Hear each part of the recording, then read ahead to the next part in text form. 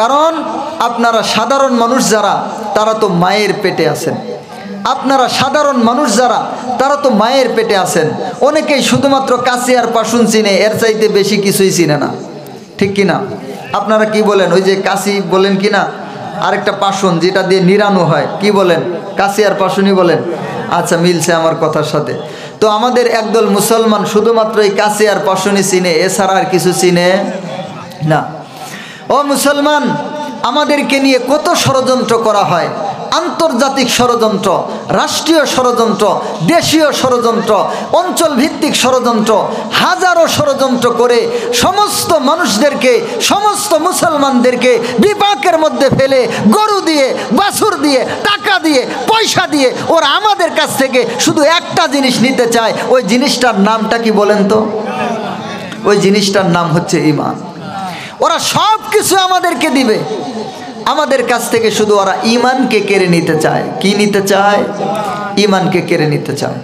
ও মুসলমান, আজকে উলামায়ে কেরাম যারা, হক্কানি উলামায়ে কেরাম যারা, তাদের কলিজাগুলা পুড়ে যাইতেছে, তাদের কলিজাগুলা পুড়ে ছারখার হয়ে যাইতেছে। সারা বিশ্বের মধ্যে আজকে কোথাও থেকে যদি চিৎকারের আওয়াজ শোনা যায়, তাহলে বোঝা যাবে ওইটা মুসলমানের চিৎকার, ঠিক কিনা? সারা দুনিয়ার আনাচে কানাচে কোথাও যদি কান্নার আওয়াজ শোনা যায়, আপনি কান লাগে খবর নিয়ে শুনেন, ওইটা মুসলমানের চিৎকারের আওয়াজ, ঠিক কিনা? সারা দুনিয়ার কোথাও যদি রক্তের দাগ দেখা যায়, আপনি খবর নিয়ে দেখেন, ওইটা মুসলমানের রক্তের দাগ, ঠিক কিনা?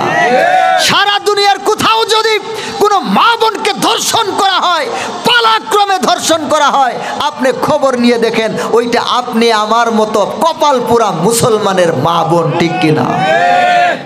ও মুসলমান, সারা দুনিয়ার কোথাও যদি একজন হিন্দুর গায়ে আঘাত করা হয়, সারা বিশ্ব থেকে ভারত নামে একটা দেশ আছে, সে চিৎকার দিয়ে উঠে, কার এত বড় সাহস আমার ভারতের নাগরিক হিন্দুর গায়ে আঘাত করা হয়। সারা দুনিয়ার মিডিয়াগুলা গরম হয়ে যায়, সারা দুনিয়া সয়লাভ হয়ে যায়, সারা দুনিয়া পাগল পারা হয়ে যায়, ঠিক কিনা? আর ভারত থেকে এর বিচারের দাবি উঠতে থাকে, ঠিক কিনা? ঠিক একইভাবে একজন খ্রিস্টানের গায়ে যদি আঘাত করা হয়, সারা দুনিয়ার বিশ্ব মোরাল আমেরিকা থেকে চিৎকার শুরু হয়ে যায়, কার এত বড় সাহস আমার খ্রিস্টানের গায়ে আঘাত করে, বিচার না হওয়া পর্যন্ত সারা দুনিয়া ঠান্ডা হয় না, ঠিক কিনা? যদি ঠিক একইভাবে কোনো বৌদ্ধের গায়ে আঘাত করা হয়, চায়না নামক একটা রাষ্ট্র দুনিয়াতে আছে, তারা চিৎকার শুরু করে দিবে, বিচার না হওয়া পর্যন্ত তারা থামবে না, ঠিক কিনা? ও মুসলমান, যদি কোনো বিধর্মীর গায়ে আঘাত করা হয়, আল্লাহর নবী বলেছেন, আল কুফরু মিল্লাতুন ওয়াহিদা, সমস্ত কাফেরেরা এক দল। ওরা সমস্ত কাফের মিলে মুসলমানদেরকে নিস্ত নাবুদ করার জন্য, ধ্বংস করে দেওয়ার জন্য চক্রান্ত করতে থাকে, বিচারের জন্য সারা দুনিয়াকে গরম করে ফেলে। কিন্তু কোনোখানে যদি একজন দুইজন নয়, হাজারো মুসলমানকে পাখির মতো গুলি করে হত্যা করা হয়, সারা দুনিয়া থেকে কেউ আওয়াজ তুলে? ও মুসলমান, এটাই কি আমাদের পরিচয় ছিল নাকি? ও মুসলমান, এটা তো আমাদের পরিচয় ছিল না। সারা দুনিয়ার মধ্যে আমরা ছিলাম সম্মানী, সারা দুনিয়ার মধ্যে আমরা ছিলাম সব চাইতে দামি গো, সারা দুনিয়ার মধ্যে আমরা ছিলাম সব চাইতে মূল্যবান, ঠিক কিনা? ও মুসলমান, একজন মুসলমানের নাম শুনে সারা দুনিয়ার কাফেরেরা তাদের অন্দর মহলের মধ্যে থরথর করে কাঁপতো। আর যার সামনে পড়ো, কোনো মুসলমানের সামনে পড়িও না, কোনো মুসলমানের সাথে যুদ্ধে জড়াইও না। এক সময় সারা দুনিয়ার কাফেরেরা আমাদেরকে ভয় করত, ঠিক কিনা? এক সময় সারা দুনিয়ার কাফেরেরা আমাদেরকে হিসাব করত, ঠিক কিনা? কিন্তু আজকে আমাদের কি হয়ে গেছে? আমরা কি হারিয়ে ফেললাম? আমাদের কেন আজকে এই অবস্থার সম্মুখীন আমরা কেন হইলাম? কি কারণে হইলাম? কেন হইলাম? কি কারণে হইলাম? মুসলমান, আজকে সারা দুনিয়ার মধ্যে একটা কুকুরের মূল্য আছে, কিন্তু মুসলমানের মূল্য নাই। ওই আমেরিকার মধ্যে যদি একটা পালিত কুত্তাকে হত্যা করা হয়, তো ওই কুত্তাকে নিয়ে সারা দুনিয়ার মধ্যে টকশো শুরু হয়ে যায়। কেন কুত্তাকে আঘাত করা হইল? একদল পশু প্রেমী দুনিয়াতে আছে, ওরা সারা দুনিয়ার মধ্যে চিল্লাচিল্লি শুরু করে দিবে, ওরা সারা দুনিয়ার মধ্যে চিৎকার শুরু করে দিবে, রে একটা অবলা পশুকে কেন হত্যা করা হইল, এইটা নিয়ে বিচার শুরু হয়ে যাবে, তদন্ত শুরু হয়ে যাবে। সারা বিশ্বের বড় বড় বড় বড় সিআইডি সংস্থাগুলা তদন্ত শুরু করে দিবে, দোষীকে ধরবে, দোষীকে উপযুক্ত শাস্তি না দেওয়া পর্যন্ত কেউ থামবে না, ঠিক কিনা? কিন্তু মুসলমান, একটা কুকুরের যেমন মূল্য আছে, এরপরেও মুসলমানের মূল্য নাই। কেন? কারণটা কি? কি কারণে আজকে আমাদের এই অবস্থা? ও মুসলমান, এর কারণটা যদি আপনাদেরকে জিজ্ঞাসা করি, আপনারা জবাব দিতে পারবেন নাকি? জবাব দিতে পারবেন না। ও মুসলমানে, আমি আপনাদেরকে বোঝানোর চেষ্টা করি, একটু মনোযোগ দিয়ে বুঝেন, একটু মনোযোগ দিয়ে বুঝবেন তো ইনশাআল্লাহ। ও মুসলমান, আমি একটা ঘটনা দিয়ে, একটা গল্প দিয়ে শুরু করি, আপনারা একটু মনোযোগ দিয়ে বুঝেন। আমার এই গল্পটা কোনো প্রকার আলতু ফালতু কথা দিয়ে সাজানো না, এটা একটা গুরুত্বপূর্ণ বিষয়, একটু মনোযোগ দিয়ে শুনেন। দেশের মধ্যে অনেক মানুষ বসবাস করে। হঠাৎ একজন যুবক মানুষ, টকবকে যুবক, বয়স তার প্রায় 28 বছর হয়ে গেছে। যুবক দুনিয়ার সমস্ত গুনাহ করে, একটা গুনাহ সে বাদ রাখে না, সমস্ত গুনার মধ্যে সে লিপ্ত হয়। গুনাহ করতে করতে করতে করতে এমন কোন গুনাহ নাই যেই গুনাহ যুবক করে নাই, সমস্ত প্রকার গুনাহ যুবক করে ফেলেছে। হঠাৎ একদিন তার অন্তরের মধ্যে চিন্তা আসছে, হায় হায়, দুনিয়ার সমস্ত গুনাহ তো করে ফেললাম রে, আজকে যদি মালাকুল মাউত আমার সামনে এসে যায়, মহান মালিকের সামনে গিয়ে কি জবাব আমি দিব? হঠাৎ যুবকের এরকম একটা চিন্তা অন্তরের মধ্যে প্রবেশ করেছে। যুবক ভাই এখন তওবা করবে, আল্লাহর পথে ফিরে আসবে, এই জন্য তার মাথার মধ্যে চিন্তা ঢুকে গেছে। এই জন্য সে মানুষকে জিজ্ঞাসা করে, ভাই জীবনে কোনো গুনাহ তো বাদ রাখি নাই, সমস্ত গুনাহ তো করলাম, মহান মালিকের দরবারে গেলে কি জবাব দিব? জবাব তো আমি খুঁজে পাবো না। মালিক যদি জিজ্ঞাসা করে, বান্দা আমার রিজিক, আমার দেওয়া রিজিক, আমার দেওয়া হায়াত, আমার দেওয়া নিয়ামত খেয়ে আমার সাথে নাফরমানি করলি, আমার দেওয়া হায়াত, আমার দেওয়া রিজিক, আমার দেওয়া নিয়ামত খেয়ে তুই আমার সাথে নাফরমানি করলি, আজকে তুই আমার নিয়ামতের হিসাব দিয়ে যা। ও মুসলমান, হিসাব দেওয়া কি সম্ভব নাকি? এই জন্য যুবকের মাথার মধ্যে চিন্তা এসে গেছে। যুবক মানুষকে জিজ্ঞাসা করে, ভাই কার কাছে যায়, কোথায় যায়, কোন এলাকায় যায়, কার কাছে গিয়ে আমি তওবা করে আমার জিন্দেগিটা আল্লাহর পথে নিয়ে আসব, কার কাছে গেলে আমি আল্লাহর পথ পাবো আমি তো জানি না। তো মানুষকে যখন জিজ্ঞাসা করা শুরু করছে, হঠাৎ করে কিছু মানুষ তাকে একটা জবাব দিছে, ও যুবক, যদি তুমি আল্লাহর পথে ফিরে আসতে চাও, তাহলে যারা আল্লাহ ওয়ালা তাদের কাছে যাওয়া লাগবে, ঠিক কিনা? ও যুবক, তুমি যদি ফিরে আসতে চাও, তাহলে তোমার বাড়ি থেকে অমুক এলাকার মধ্যে, পাহাড়ি এলাকার মধ্যে একজন বড় আলেম বসবাস করেন, ওইখানে তিনি একটা মাদ্রাসা আছে, ওই মাদ্রাসার মাধ্যমে মানুষকে তিনি তাজকিয়ার খেদমত করেন, মানুষকে তিনি আল্লাহর পথে ফিরিয়ে আনেন, যার ভিতরে যেই সমস্যা আছে ওই সমস্যাগুলো দূর করে দিয়ে আল্লাহর পথে মানুষকে আল্লাহর খাঁটি বান্দা বানায় দেয়। বলেন সুবহানাল্লাহ।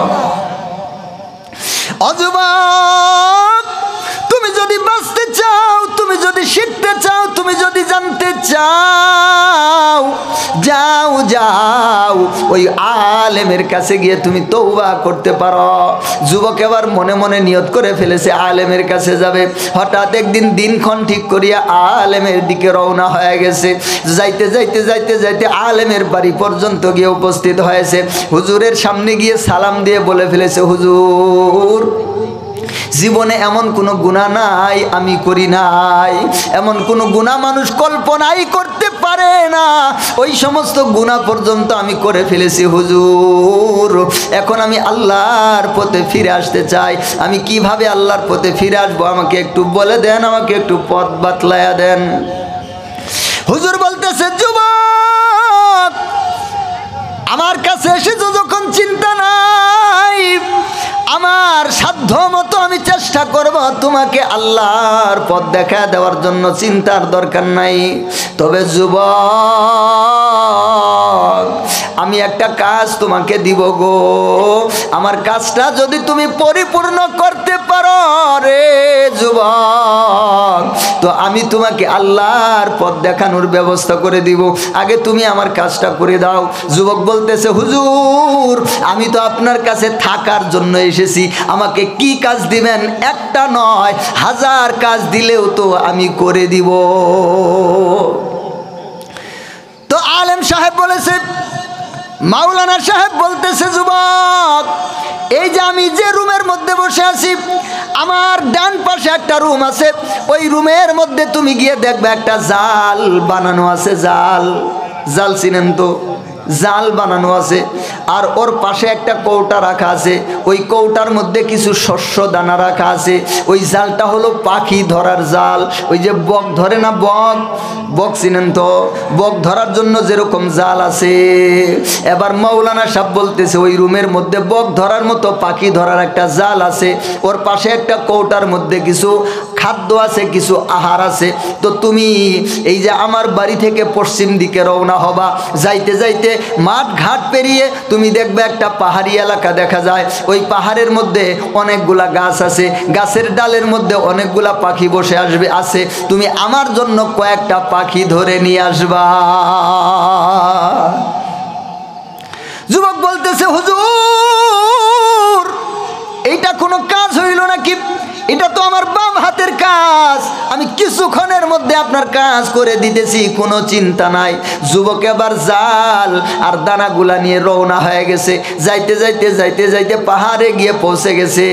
দেখে গাছও আছে, গাছের ডালের মধ্যে অসংখ্য পাখিরা বসে বসে কেমন যেন আওয়াজ করতেছে। যুবক এবার গাছের নিচে গিয়ে জালটা ফেলবে, জাল ফেলে দানাগুলা ঢালবে। এর মধ্যেই হঠাৎ করে তার কানের মধ্যে আওয়াজ আসছে, ডালের মধ্যে বসিয়া পাখিরা কিচির মিচির করে না।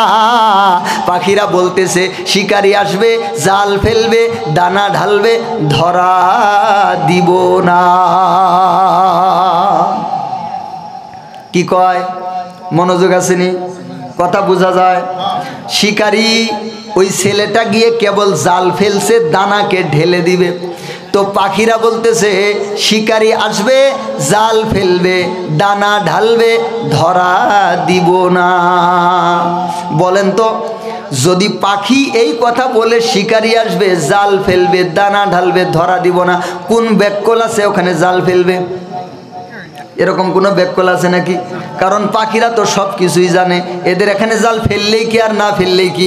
এদেরকে তো জাল ফেললেও ধরা যাবে না, কারণ এরা তো সব কিছুই জানে, ঠিক কিনা?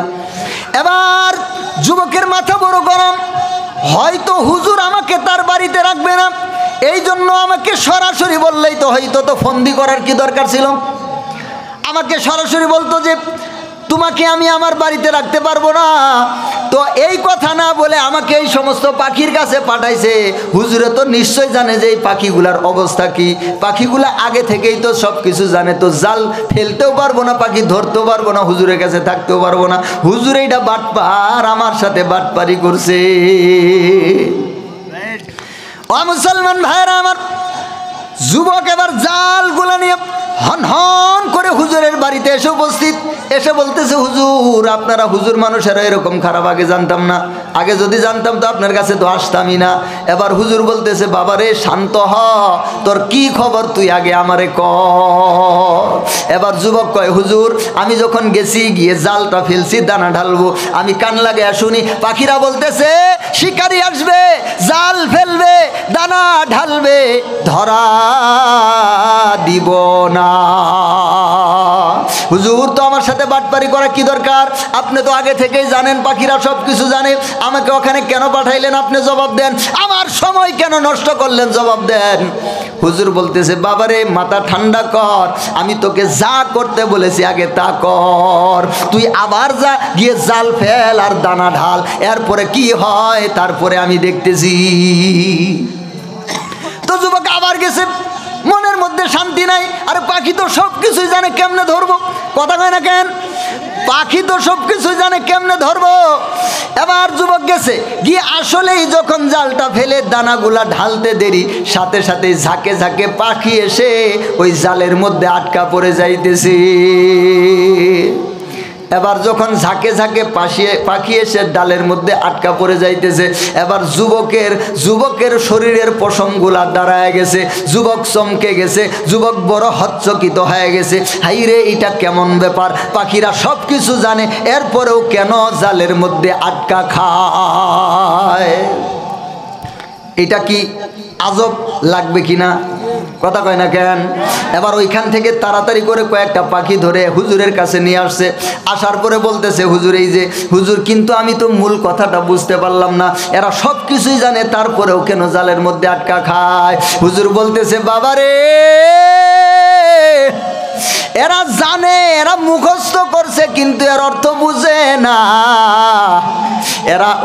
এরা জানে, এরা মুখস্থ করছে মুখস্থ বিদ্যা, কিন্তু এদের অন্তরের মধ্যে এই কথার মর্ম নাই।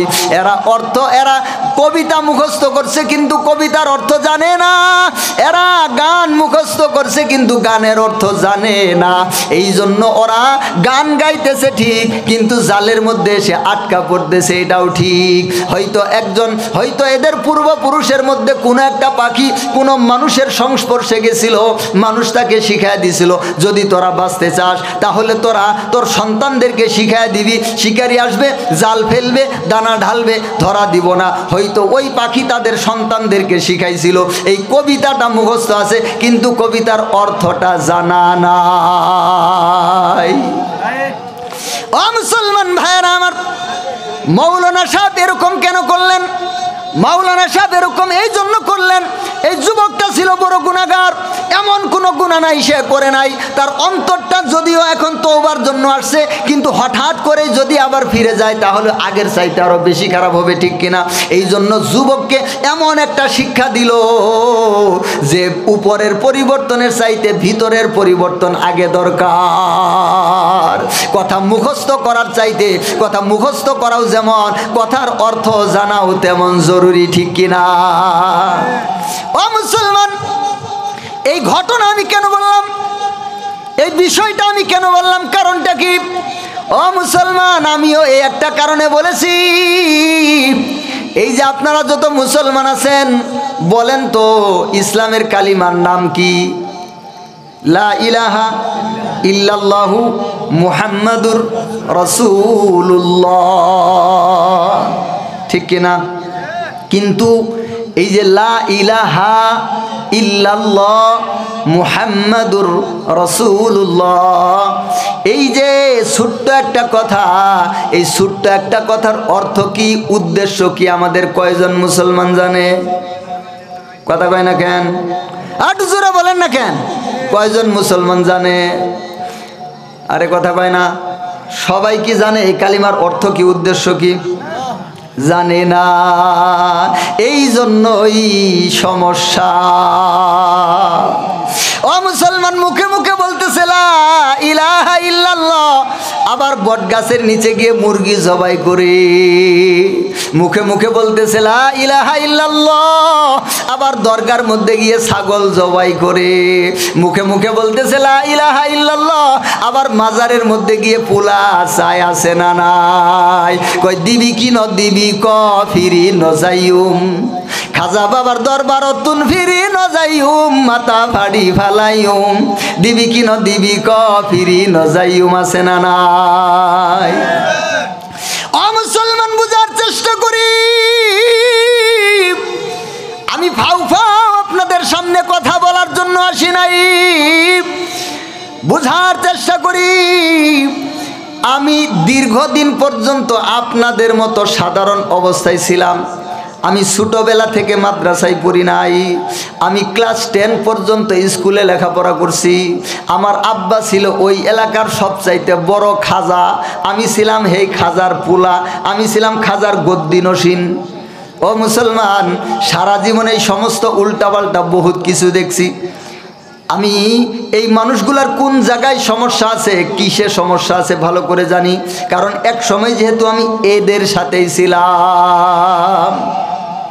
ও মুসলমান বুঝেন, মুফতি কিফায়াতুল্লাহ রহমতুল্লাহি আলাইহি, পাকিস্তানের ভারতের গ্র্যান্ড মুফতি, মুফতি কিফায়াতুল্লাহ রহমতুল্লাহি আলাইহি 4 খণ্ডের কিতাব লিখছেন। কিতাবের নাম হচ্ছে তালিমুল ইসলাম। নাম কি? আর একটু জোরে বলেন, কথা কি বোঝা যায়? কিতাবের নাম হচ্ছে তালিমুল ইসলাম। তালিমুল ইসলাম কিতাবের 2য় খণ্ডের 3 নম্বর পৃষ্ঠা, 2য় খণ্ডের 3 নম্বর পৃষ্ঠা। কিতাবটা তিনি উর্দু ভাষায় লিখেছেন, আর কিতাবটা তিনি প্রশ্ন উত্তর আকারে লিখছেন। আগে প্রশ্ন করছেন, পরে এর জবাব দিছেন। এই যে এখানে একটা মাদ্রাসা হইতেছে, এই মাদ্রাসার মধ্যেও এই কিতাবটাকে পড়ানো হবে, বলেন সুবহানাল্লাহ। মুসলমান ভাইয়ারা আমার, এই কিতাবের 2 নম্বর খণ্ডের 3 নম্বর পৃষ্ঠার মধ্যে মাঝামাঝির লাইনে এসে মুফতি কিফায়াতুল্লাহ রহমতুল্লাহি আলাইহি নিজে একটা প্রশ্ন দিয়েছেন। প্রশ্ন দিয়েছেন, উর্দুতে বলা হয় সোয়াল, বাংলায় বলা হয় প্রশ্ন, ইংরেজিতে বলা হয় কোশ্চেন। তো এবার ইনি লিখছেন সোয়াল, প্রশ্ন, কিয়া बेगैर माना और मतलब समझे हुए सिर्फ जबान से कलिमा पढ़ लेने से आदमी मुसलमान हो जाता है। এটা হচ্ছে প্রশ্ন। আবার শুনেন, किया बेगैर माना और मतलब समझे हुए सिर्फ जबान से कलिमा पढ़ लेने से आदमी मुसलमान हो जाता है। এটা হচ্ছে তার প্রশ্ন। এর বাংলা বুঝেন, অর্থ এবং উদ্দেশ্য বোঝা ব্যতীত শুধুমাত্র মুখে মুখে কালিমা পড়ে নিলেই কি মানুষ মুসলমান হয় নাকি? এটা হচ্ছে প্রশ্ন। প্রশ্নটা কি বুঝছেন ভালো করে? অর্থ এবং উদ্দেশ্য বোঝা ব্যতীত কয়টা জিনিস? আর একটু জোরে বলেন, আর একটু জোরে বলেন, পিছনের একটু বলেন চাই, পিছনে যারা আছেন একটু বলেন, কয়টা বিষয়? কয়টা? 2টা। অর্থ এবং উদ্দেশ্য। 1 নম্বর অর্থ, 2 নম্বর উদ্দেশ্য। মুফতি কিফায়াতুল্লাহ রহমতুল্লাহি আলাইহি লিখতেছেন, অর্থ এবং উদ্দেশ্য বোঝা ব্যতীত শুধুমাত্র মুখে মুখে কালিমা পড়লেই কি একজন ব্যক্তি মুসলমান হয়ে যায় নাকি? এটা হচ্ছে প্রশ্ন। এবার নিজ দিয়ে তিনি উত্তর দিয়েছেন। আচ্ছা, আপনারা একটু জবাব দেন তো, অর্থ এবং উদ্দেশ্য না বুঝে শুধুমাত্র মুখে মুখে লা ইলাহা ইল্লাল্লাহ মুহাম্মাদুর রাসূলুল্লাহ এরকম বললেই কি মুসলমান হয়ে যাবে? এই যে আপনারা যে না কইতেছেন, এর দলিল কি? কথা কয় না? ও বলছেন হুজুরে যেহেতু কইছে তো এই জন্য আমরা কইলাম। ও মুসলমান, সমস্যাটা তো এই জায়গায় গো, সর্বঙ্গে ব্যথা, ওষুধ দিব কোথা? আজকে মুসলমানের এরকম দশা, মুসলমান না জানে কোরআন, না জানে হাদিস, না জানে ইমান, না জানে আকীদা, না চিনে কোরআন, না চিনে কিছু, না চিনে উসুল, না চিনে তাফসির, কিছুই চিনে না। এরা হচ্ছে নামে মুসলমান, এরা হচ্ছে হাওয়ার মিঠাই মুসলমান। হাওয়ার মিঠাই চিনেন? ওই যে এত বড় দেখা যায়, মুখে দিলে পরে এর কোনো অস্তিত্ব খুঁজে পাওয়া যায় না, ঠিক কিনা? ও মুসলমান, মুসলমান আজকে হাজার হাজার, মুসলমান আজকে লক্ষ লক্ষ, মুসলমান আজকে কোটি কোটি, কিন্তু আসল মুসলমান নাই। শুধুমাত্র খুশা মার্কা মুসলমান।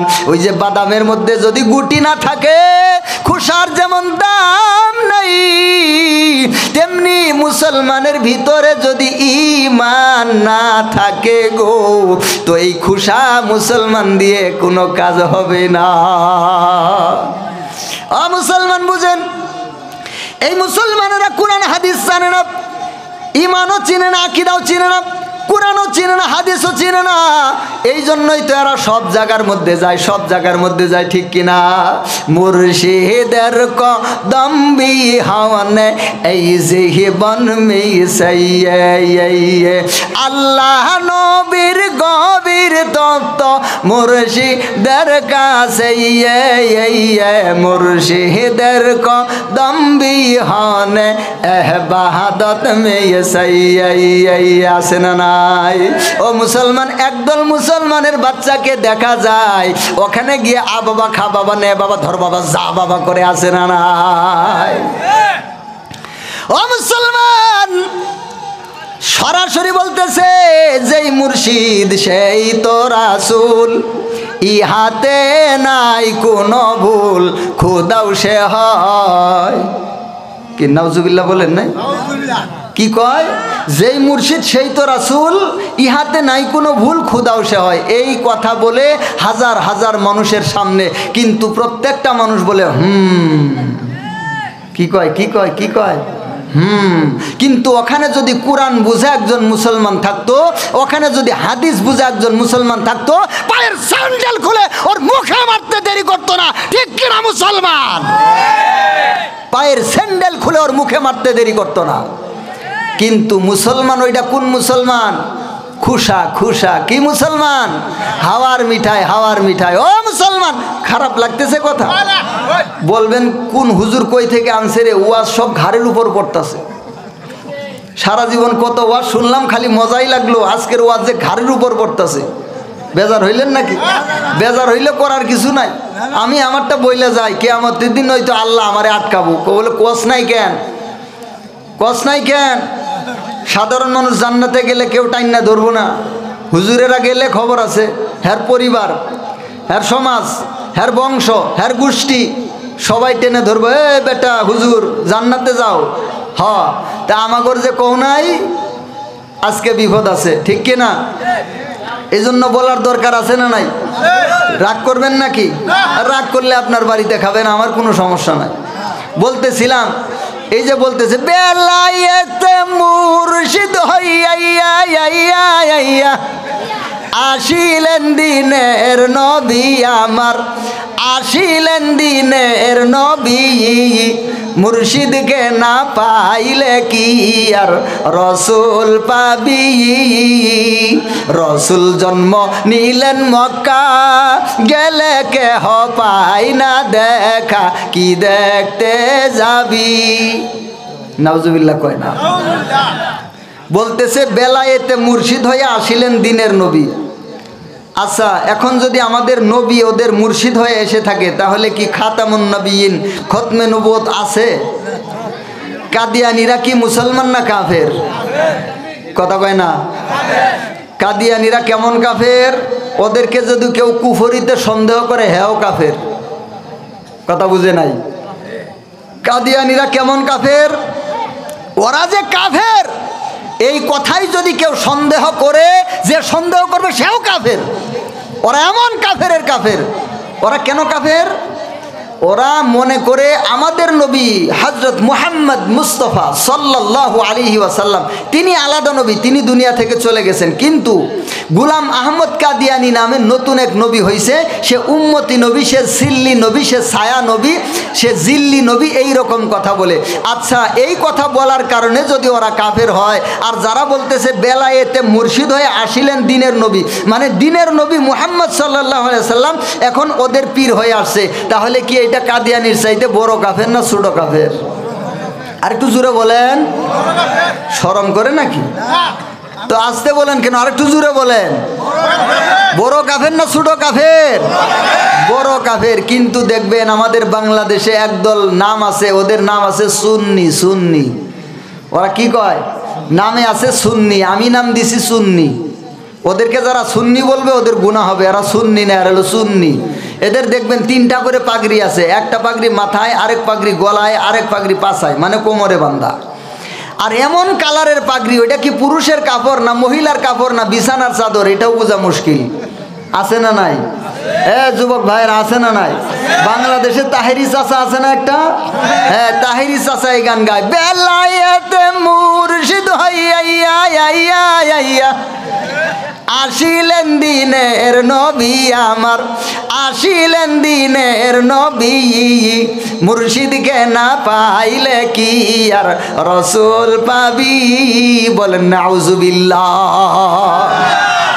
ও মুসলমান, দুঃখের কথাই জাগায়, ওদের পিছনেও হাজার হাজার মানুষ গিয়ে চোখের পানি ফেলতেছে আর বলতেছে ঠিক কিনা? গরু বাছুর ছাগল মুরগি হাঁস ভেড়া বউ বেডি সব কিছু নিয়ে যায়। কে কে যাবি ধর্মের কাজে, বান্দ কাপড় কম হরেইয়ে, তুই যাইতে না পারিলে তোর বয়েরে পাঠাই দেইয়ে। কে কে যাবি, আছে না নাই? ও মুসলমান, বলতেছিলাম মনোযোগ। মুফতি কিফায়াতুল্লাহ রহমাতুল্লাহি আলাইহি লিখতেছেন, ও দুনিয়ার মুসলমানেরা শুনো,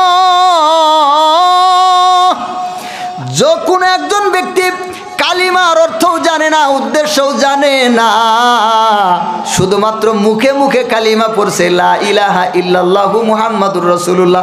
অনেক মুসলমান তো আছে শুদ্ধ করে কালেমাও বলতে পারে না, কয় লা ইলাহা ইল্লাল্লাহ, লা ইলাহা ইল্লাল্লাহ, ঠিক কিনা? ও মুসলমান, মুফতি কিফায়াতুল্লাহ রহমাতুল্লাহি আলাইহি লিখতেছেন যে এরপর তিনি জবাব দিতেছেন নেহি। ওই যে আপনারা যে জবাব দিছেন এই জবাবই উনিও দিছে। উনি বলতেছেন লেহি, তার মানে না। একজন ব্যক্তি যদি মুসলমান হতে চায়, ওর কালিমার অর্থ জানতে হবে, উদ্দেশ্য জানতে হবে, কালিমা সম্পর্কে পরিপূর্ণ জানতে হবে, তাহলে মুসলমান। এছাড়া মুখে মুখে কালিমা পড়লেই মুসলমান হবে না। এবার বলেন তো ওয়াজটা কিভাবে ঘাড়ের উপর পড়ছে? ও মুসলমান, সমস্যাটা এই জায়গায়। আর আমরা কালিমাটা শিখছি কোথায়? এই যে আপনার আমার বাবা, আমাদের প্রত্যেকেরই তো একজন বাপ আছে না নাই? কোনোদিন কি আপনার বাবা আমার বাবা হঠাৎ করে একদিন ডেকে কুলের মধ্যে বসাইয়া কোনোদিন বলেছিল, আয় বাবা, তুমি হইলে আমার মুসলমানের ঘরের মুসলমান, আসো তোমাকে কালিমা শিখাই, কালিমার অর্থ এটা, কালিমার উদ্দেশ্য এটা, কালিমার বিশ্লেষণ এটা, কালিমার ব্যাখ্যা এটা? কখনো শিখাইছে নাকি? তো আমরা কালিমাটা কই শিখলাম বলবো নাকি?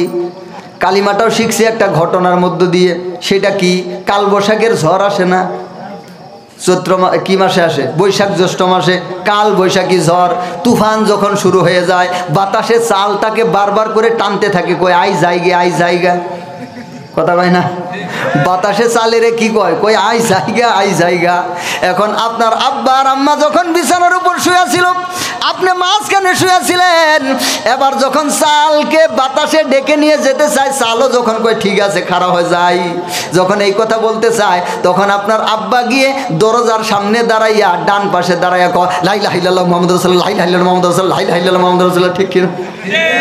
ও মুসলমান, যখন এখানেও কাম হইতেছে না, চাল আসলেই যাওয়ার চায়, তখন দেখা গেল আপনার মাও ঘুম থেকে উঠছে, বিছনা থেকে উঠছে, উঠে বাম পাশে দাঁড়াইছে, দাঁড়ায় বলতেছে লা ইলাহা ইল্লাল্লাহু মুহাম্মাদুর রাসূলুল্লাহ, লা ইলাহা ইল্লাল্লাহু মুহাম্মাদুর রাসূলুল্লাহ, লা ইলাহা ইল্লাল্লাহু মুহাম্মাদুর রাসূলুল্লাহ, ঠিক কিনা?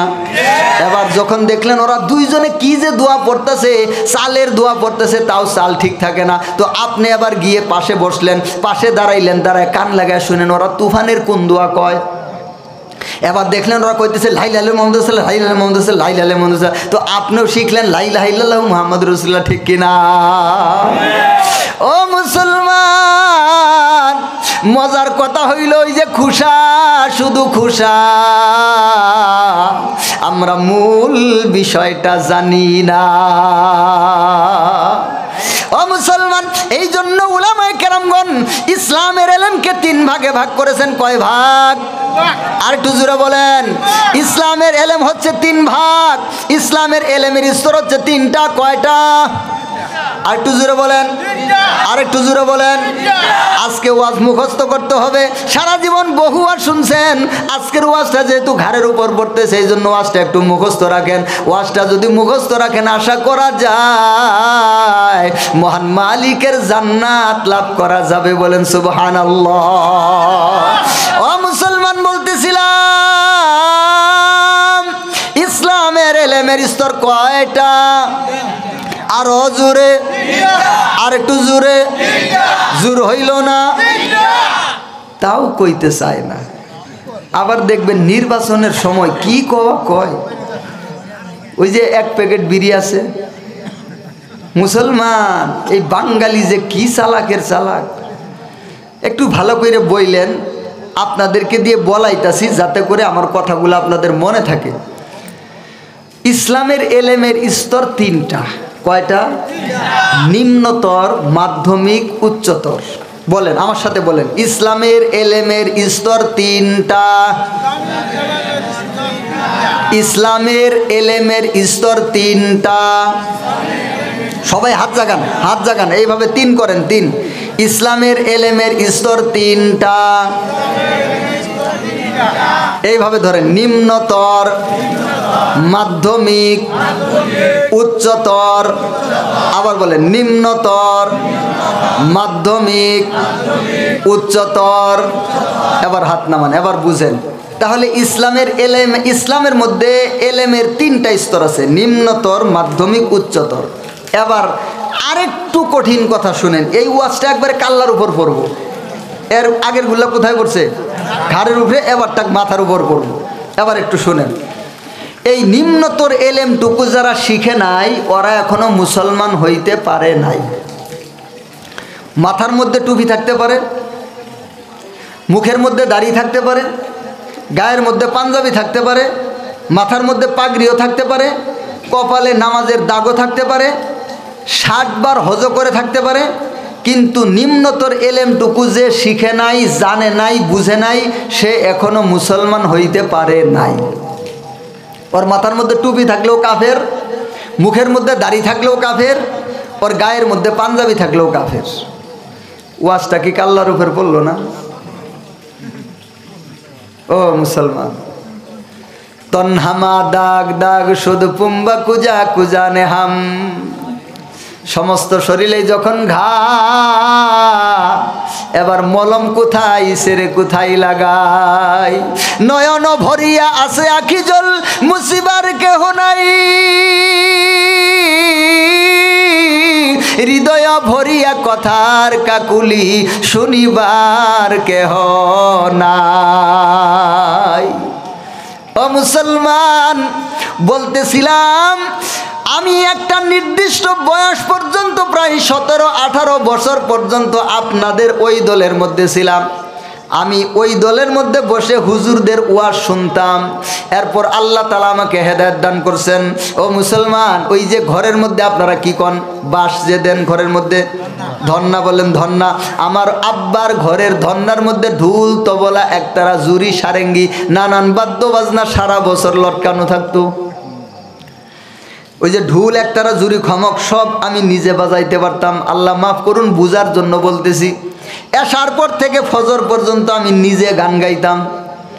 খাজা বাবার গান আছে না, তুমি আমার দুই নয়নের তাহারার দয়াল বাইয়া বাইয়া, তুমি আমার দুই নয়নের তাইয়া রাইয়া, তুমি যদি কর দইয়া কি করিব মক্কাইরে যাইয়া। হাইরে মক্কা সামনে দিল দরার দয়াল বাইয়া বাইয়া, তুমি আমার দুই নয়নের তাইয়া রাইয়া। আছে না নাই? আবার ইয়া আল্লাহু ইয়া রহমানু ইয়া রহিম, আছে না নাই? তোমারি দরবারে এই বাবা আমরা মিসকিন হইয়া এসেছি,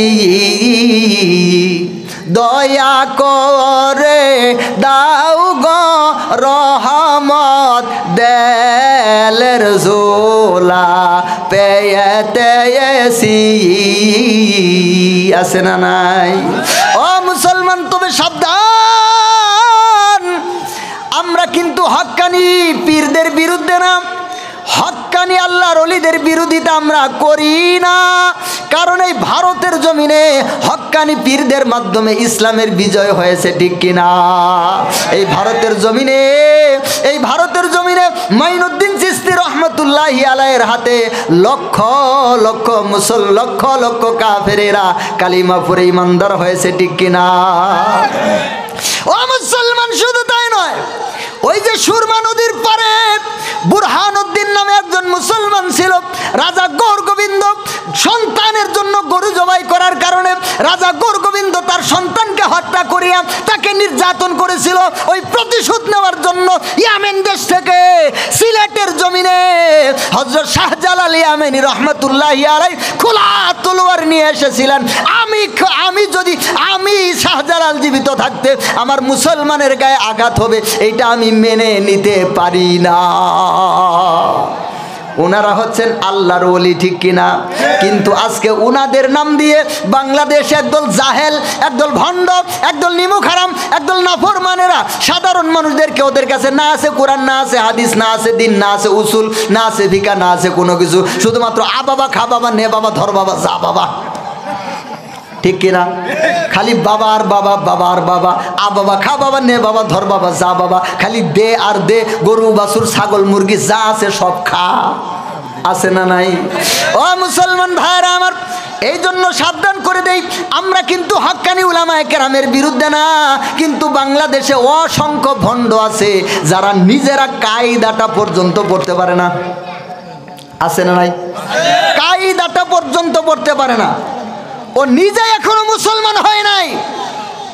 কারণ ওরে যদি আপনি জিজ্ঞাসা করেন তুই কালিমাটা বলছে, ও কালিমা বলবে আপনাদের মতো লা ইলাহা ইল্লাল্লাহু মুহাম্মাদুর রাসূলুল্লাহ, ঠিক কিনা? এমনি বলবে। যদি বলেন তো বিসমিল্লাহটা কোসে, বিসমিল্লাহির রহমানির রহিম, ঠিক কিনা? যদি বলেন আলহামদুলিল্লাহ কোসে, আলহামদুলিল্লাহি রাব্বিল আলামিন, ঠিক কিনা? এরাও না কি বলে পীর, এরাও না কি পীর বলে, এরাও বলে পীর। মুসলমান দুঃখ কই রাখি, আমাদের একদল জাহেল মানুষেরা ওদের কাছে গিয়ে কি কান্দে, হাইরে কানতেছে, বুকের মধ্যে তাপড়াইতেছে আর কানতেছে, বাবা গো বাবা গো বাবা গো বাবা। মাঝে মাঝে বাবা বাবা কইতে কইতে আব্বা এরম কয়। আমি ওর মধ্যে ছিলাম, যে আমার জন্মই ওর মধ্যে। আমার আব্বা ছিল ওই পুরো এলাকার লিডার। আজকে যদি আল্লাহ তাআলা হেদায়েত না করে দিতেন, তাহলে আপনাদের এই স্টেজে আর এই 3.5 জন মানুষ আমার ভক্তই থাকতো সারা বাংলাদেশে লোক কোটি কোটি। এই যে আজকে এখানে বসে আছি, টাকার বস্তা পায়ের নিচে গড়াগড়ি খাইতো, পা তো ধোয়াই লাগতো না, সেটাই পরিষ্কার, ঠিক কিনা? এই দলে ছিলাম আমি। আমার আব্বা ওই পুরা এলাকার লিডার, আমি ছিলাম আমার আব্বার গদ্দি নসীন। এতদিন ও যদি বসতাম তাহলে যে ভণ্ডপীর যেগুলো আছে হাতে গোনা বাংলাদেশে ভণ্ডের মধ্যে আমি একটা থাকতাম। আল্লাহ তাআলা হেদায়েত দান করছেন, দোয়া করবেন ইনশাআল্লাহ। এই জন্য আপনাদের কোন জায়গায় কোন সমস্যা ওইটা আমি বুঝি, কারণ ওইখান থেকে আমি উঠে আসছি। বুঝাইতে পারলাম? ও মুসলমান, হক্কানি পীর হতে হলে তার কয়টা শর্ত, হক্কানি পীরের কয়টা শর্ত, এই বিষয়টা বিস্তারিত আলোচনা আছে। এখন আমি আপাতত এই দিকে যাইতেছি না, আগে আমি আমার আলোচনাটা যেখান থেকে শুরু করছি এই দিকে আসি। আগে কি বলতেছিলাম? মুফতি কিফায়েতুল্লাহ রহমতুল্লাহি আলাইহি বললেন যে না, শুধুমাত্র মুখে মুখে কালিমা পড়লেই অর্থ এবং উদ্দেশ্য না বুঝলে, হযরতদের একটু সরান তো, শুধুমাত্র অর্থ এবং উদ্দেশ্য না বুঝে শুধুমাত্র মুখে মুখে কালিমা পড়লেই মুসলমান হওয়া যায় না। এবার আমাদের কয়জন মুসলমান কালিমার অর্থ এবং উদ্দেশ্য বুঝে? এবং ওই যে বলছিলাম ইসলামের এলেমের স্তর 3টা, সর্বনিম্ন, নিম্নতর, মাধ্যমিক, উচ্চতর। নিম্নতর এলেমটুকু যারা শিখে নাই ওরা এখনো মুসলমানই হইতে পারে নাই। মুখে দাড়ি থাকলেও কাফের, মাথায় টুপি থাকলেও কাফের, গায়ের মধ্যে জুব্বা থাকলেও কাফের। এখন এই নিম্নতর এলেমটুকু হচ্ছে জরুরিয়াতে দিন, এটার নাম কি? জরুরিয়াতে দিন, এটা হচ্ছে ইসলামের মৌলিক আকীদার বিষয়। এখন যদি এই মৌলিক আকীদার বিষয় ওয়াজ করা শুরু করি তাহলে সারা রাত আর ওই যে প্রধান বক্তা যে আছে ওনার আর ওয়াজ করা লাগবো না, সারা রাত আমারই লাগবো। যেটুকু সময় আপনারা আমারে দিছেন আল্লাহ জানে কদ্দূর আমি যাইতে পারবো। আমার জাকির ভাই তো জানে, হেরে নিয়ে আমি অনেকগুলা মাহফিল করছি, আমার সময় দিছে কম, অন্তত আমার 2 ঘন্টা সময় দেওয়া লাগছিল। হ্যাঁ কম দিছে, হয়তো পরিবেশটা নতুন তো হ্যাঁ তো বুঝে নাই, আপনারা আবার মনে কিছু নিয়েন না। আমার বন্ধু মানুষ, একসাথে লেখাপড়া করছি 2 বছর, একটা ভাইয়ের মতো সম্পর্কে ছিল আপনাদের জাকির, আপনাদের কি আপনাদের সন্তান, আমার একদম আপন ভাইয়ের মতো আমরা ছিলাম 2 বছর। আলহামদুলিল্লাহ বলেন আলহামদুলিল্লাহ। আল্লাহ তাআলা সারা জীবন যেন একসাথে এইভাবে আমাদেরকে একসাথে চলার তৌফিক দান করেন। তো বলতেছিলাম এই যে ইসলামের ওই যে নিম্নতর এলেমটুকু, এই নিম্নতর এলেমের মধ্যে কি আছে, এটা কি জরুরিয়াতে দিন, এটা কাকে বলে, জরুরিয়াতে দিনের মধ্যে কি কি আছে, কয়টা বিষয় আছে। এখন এই কয়টা বিষয় নিয়ে যদি ওয়াজ শুরু করি, ওই যে বললাম সারা রাত আমারই দরকার পড়বে, এখন কোন দিকে যাই এটাও রাখলাম। ওই যে পীরের কয়টা শর্ত এটাও রাখলাম। এখন আমি আপনাদের সামনে একটা আয়াত তেলাওয়াত করছিলাম। আগে কথাটা শেষ করি, বলতেছিলাম ওই যে যুবককে দিয়ে ওই মৌলানা সাহেব কোনটা বুঝাইছিলেন, যে আগে মর্মের সাথে যেই ব্যক্তি বুঝতে পারবে, ভিতরগতভাবে যেই ব্যক্তি পরিবর্তন হবে সে হলো আসল পরিবর্তন। ভিতরগত যে মুসলমান হবে সে হবে আসল মুসলমান, ও আর ইমান বিক্রি করবে না। কিন্তু আমাদের বাংলাদেশের মুসলমান 1 প্যাকেট বিড়ির জন্য ইমান বিক্রি করে, আছে না নাই? অমুক ভাইয়ের চরিত্র ফুলের মতো পবিত্র, নামাজ পড়ে না 1 ওয়াক্ত, সুদ খায় শুকরের মতো, ঘুষ খায় বান্দরের মতো, আছে না নাই? হ্যার পিছনে কি কয় হ্যার বলে চরিত্র কিসের মতো পবিত্র? ফুলের মতো পবিত্র। এই যে সাক্ষী একটা দিল, কিয়ামতের দিন ফেরেশতারা পিড়াইতে সাক্ষী বের করে ফেলবো। কিসের জন্য কয় তাও? 1 প্যাকেট বিড়ি, মাত্র কয় প্যাকেট বিড়ি? 1 প্যাকেট বিড়ির জন্য ইমান বিক্রি করে মুসলমান। তিরমিজির মধ্যে হাদিস এসেছে, আল্লাহর নবী সাল্লাল্লাহু আলাইহি ওয়াসাল্লাম বলেছেন, দুনিয়ার মানুষ বাদিরু বিল আমাল ফিতানান কাকিতাইল লাইলিল মুজলিমি ইউসবিহু আর-রাজুলু মুমিনান ওয়া ইউমসি কাফিরান ওয়া ইউমসি মুমিনান ওয়া ইউসবিহু কাফিরান ইয়াবিউ দীনাহু বিআরদিম মিনাদ দুনিয়া। আল্লাহর নবী বলতেছেন, দুনিয়ার মানুষ ও আমার উম্মতেরা সাবধান হয়ে যাও, শেষ জামানায় এমন একটা সময় তোমাদের সামনে আসবে, বাদিরু বিল আমাল, তোমরা আমলের মধ্যে প্রতিযোগিতা করো, বেশি বেশি আমল করতে থাকো, বেশি বেশি করে আল্লাহর জিকির করো, বেশি বেশি করে নামাজ আদায় করো, বেশি বেশি করে তোমরা রোজা রাখো, বেশি বেশি করে সামর্থ্য থাকলে হজ করো, বেশি বেশি করে আল্লাহর জিকির করো, বেশি বেশি করে আল্লাহ সুবহানাহু ওয়া তাআলার গুণগান করো। ও মুসলমান, আমি আপনাদের সামনে একটা আমলের কথা বলে যাই। আমরা সারাদিন হাতে পায়ে কত কাজ করি, মুখে আমাদের কাজ আছে শুধুমাত্র খাওয়ার সময় আর ঝগড়ার সময়, কথা হয় না?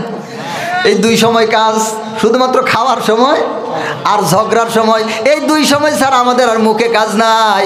মুসলমান হাতে পায়ে সারাদিন কাজ করব, জিহ্বাটা নড়ায়া নড়ায়া মহান মালিকের জিকির করা যাবে কিনা?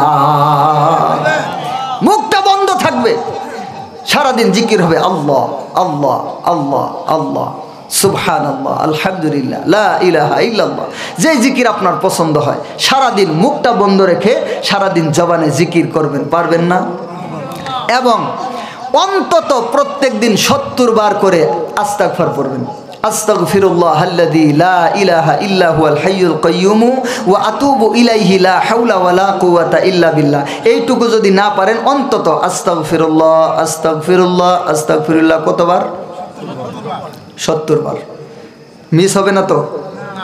একটু হাত জায়গায় বলেন, আল্লাহকে দেখায় বলেন, আল্লাহ আজকে থেকে আমি আমার জবানে জিকির শুরু করে দিব, আজকে থেকে আমি দৈনিক অন্তত 70 বার করে ইস্তিগফার পড়ব। হাত নামান। আরেকটা আমল, অন্তত দৈনিক 70 বার করে দরুদ শরীফ পড়বেন। দরুদে ইব্রাহিম যেটা আছে, যদি পারেন অন্তত সাল্লাল্লাহু আলাইহি ওয়াসাল্লাম, সাল্লাল্লাহু আলাইহি ওয়াসাল্লাম, অন্তত এই দরুদটা প্রত্যেক দিন কতবার? তাহলে 70 বার আস্তাগফার, 70 বার দরুদ শরীফ, এবং সারা দিন জিহ্বাটা বন্ধ, মুখটা বন্ধ করে সারা দিন আপনি জিকির করবেন, জিহ্বাটা নড়ায় নড়ায়। আপনারা তো হাদিস জানেন, তাবলিগের মধ্যে অনেকেই গেছেন, ওখানে বলছে, আপনারা শুনছেন, যেই ব্যক্তি জিকির করতে করতে তার জিহ্বাটা তরুতাজা করবে, কিয়ামতের দিন সে হাসতে হাসতে মালিকের জান্নাতে যাবে। বলেন সুবহানাল্লাহ।